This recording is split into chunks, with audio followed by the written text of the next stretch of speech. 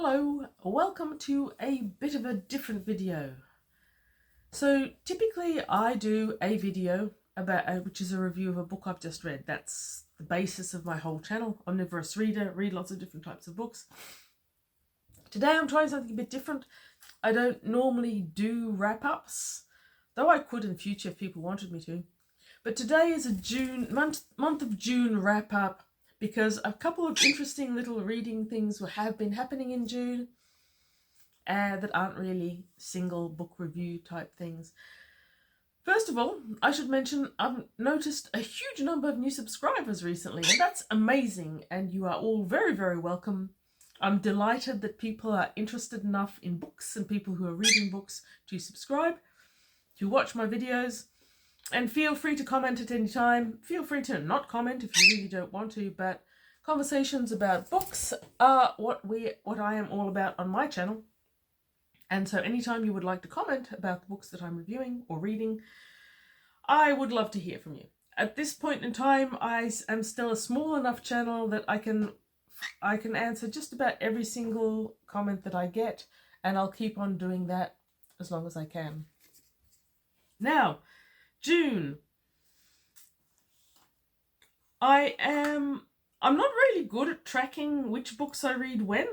I don't do it very often. But June has had some interesting books in it, so I will start with a little bit of a May book haul. I haven't been hauling books very much. I've been trying to read some of the many ones I already have. But I did find a few that I'm quite happy with. I found a hardcover copy of God, Emperor of June by Frank Herbert. I have read this book, but not very recently. I've never, I think, owned it before, and I've certainly never owned a hardcover. This is a book, Gollancz edition from 1981. So clearly not first edition, but it's in really good condition and it's got this gorgeous dust cover. So I was actually really very excited to get this. Beautiful artwork. I don't know who did the artwork. Shame on me. Does the cover tell me? No, it doesn't. Oh well, beautiful artwork. If anyone knows, tell me. Gorgeous. Quite happy to find that one. I also found a couple of Jeanette Winterson's. So this one is not fiction. This one is a, I believe, autobiographical copy. I happen to be in a very good location where you get books for $1. That made me happy and I couldn't resist this one. Why be happy when you could be normal? Wasn't the only Wintersons, and I read one and I reviewed it. Any book that I've reviewed is on my channel somewhere. This one was called Written on the Body. Quite gorgeous literature, as Winterson always is. Now on with the book haul. Katherine Jinks wrote Pagan's Crusade. This is a book that I read. I used to own in hardcover and in good condition, but I got rid of when one of my many moves. Pagan is a character during the Crusades who he is himself not a crusader, but he's a street kid and he's a bit of a thief, and a member of the Knights Templar grabs him to be a servant rather than see him slain when he's caught. If I remember correctly, it's been many years since I read this. So 12th century, set in the 12th century Jerusalem during the Crusades. There are, I think, at least 3 pagans in the series. Pagan himself carries this. He's witty, articulate beyond any street child in the 12th century. His sense of humour is wonderful. It is such fun to read. And this was shortlisted by the Children's Book Council of Australia for some award or other. Now, Katherine Jinks is a Brisbane author from Queensland, but she had travelled quite extensively. She'd been to Papua New Guinea and other places. I believe she now lives in Canada. If she's still alive, I hope so. I hope she's still writing books. I haven't read any new ones by her recently, but still. Okay. Harry Potter and the Prisoner of Azkaban. Yes, I do own a copy. In fact, I think I own this copy, more or less, in paperback. It's hard for me to leave a book behind if I think that book might be destroyed, as seemed to be the possibility in this particular shop. So I bought it. And having bought it, I realized that this may well be a first edition. So I'm not unhappy about that, and even if it isn't a first edition, it's definitely in better condition than my many, many times read edition. So the next one was Once Dead, Twice Shy by Kim Harrison. Kim Harrison is an author who has written quite a lot of books, some of which I have thoroughly enjoyed. This is a #1 in a Madison Avery series, which I was not previously familiar with, but I bought it on the strength of Kim Harrison, who has had a few series, the Hollows series notoriously, which I really enjoyed the first ones of. I never finished it. I think there's about 18 of them now. I've been left too far behind with that, but I did like her writing, so I bought that one. That's the haul. Which takes us on to the bad, which was the books I DNF'd. Now, not finishing books, leaving them behind and moving on, was a skill I learned late in life. I think I was in my 40s, at least early 40s, before I finally picked up a book and I said, this is so unenjoyable, I would rather eat my own toenails. I am not continuing reading this book. I can't remember the author. The book's name was Wraith. It stands in my memory as one of the most truly appalling reading experiences I've ever had. I put it away at page 70. After skim reading at least 10 of those pages, I never picked it up. But I felt a great lightening of my spirit. I now knew how to do DNF books. I've been practicing ever since. Now, in terms of literature, one author who has always defeated me is George Eliot. I want to like George Eliot so much. People who know how much I love Jane Austen, how much I've enjoyed some other works of literature, keep telling me, oh, you'll love George Eliot. I don't. I keep trying. I've got another in the middle of, haven't totally given up George Eliot on the shelf now, but The Mill on the Floss. This is the one that everyone says you will definitely like, and I don't. My brain just starts glancing off what I'm reading within a few pages, and I have to put it down. I don't know what it is. Maybe one day I will jump some mental barrier that lies between me and George Eliot, but it's not today, and this book has been on my shelf for years. This is probably about the 12th attempt to read this. So this is going on the do not finish pile and the rehoming pile. As is the last one from my haul. I'm sorry, Kim Harrison. I think you do a great job in general, but this one was not for me. Younger, it's very promising idea. I'm sure it will appeal to many people. Madison is teenager. The back says, my name is Madison Avery, and I'm here to tell you that there's more out there than you can see, hear, or touch. Because I'm here seeing it, hearing it, touching it, living it. Oh, not exactly living it. In fact, Madison Avery died. But there's some weird good versus evilly, supernaturally, deeper than we see life, where there's angels of death who take people when they're not meant to, maybe, and there's these other angels, guardian angels, that are meant to protect people, only they didn't succeed in protecting her. And when she died, she grabbed some magic amulet that meant that she didn't die, she just kind of died, only no one thinks she's dead, except her guardian angel. And it's very young adulty. Madison herself is 15 or 16 and a young one, and she talks, it's all her point of view, and she talks to you inside her head a lot.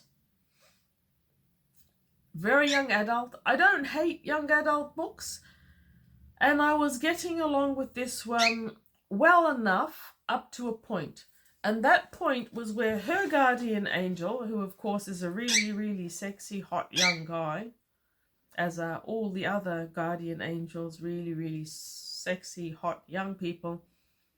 I think its name was Josh, whatever, Seth, Josh, one of those. Anyhow, he's been reallocated to something else and he can't be her guardian angel anymore, so they call in some help from the good guys. This one is a cherub, or cherubim, as in the mythological little fat babies floating around on Edwardian gift cards with arrows. They ping an arrow into you and if you fall in love with someone inappropriate or whatever. Now, when Madison gets a cherub to take care of her instead of her guardian angel, a Kim Harrison trope, I guess I'll say it is, creeps in. The trope of the humorously verbose, smart-ass character who never shuts up and does horrible things to our main character. Now, in the Hollows series, Harrison certainly has those characters. I think they're meant to be very funny. I find them wince-worthy. And I winced a lot here. After a few pages of this cherub clearly meaning to set her up with some guy she dated once and never, ever shutting up. Smart-ass, never shut up character. It's like, oh no, I've had enough. DNF, page 53. I was already starting to skim read whenever annoying cherub character popped onto the page. So, once dead, twice shy is going onto the DNF and firmly rehoming pile. I don't want to subject myself to that again. Sorry. Sorry to all of those who love Kim Harrison. I know you're out there. I'm not saying you're wrong. I'm just saying this one wasn't for me. Another book that I've got listed as a June read, though I think I mostly finished it in May, was The Complete Werewolf by Anthony Boucher. Boucher, that's it. Great short story collection. Really old. That's reviewed. Thoroughly recommend that one. Unlike the last one. Now, in terms of June, what I set myself to do was to reread a whole series which is called The Dark is Rising. A while back I got an enormous book haul accidentally, and I got it mostly for the purpose of acquiring this one Puffin Oversea Under Stone that I'd been looking for such a long time. Susan Cooper's The Dark is Rising series is a great series. I've reviewed the ones I've read so far. The reason I'm not doing this as a review of the series is because I haven't yet finished the last one. I am still reading Silver on the Tree and will keep going into July with this one.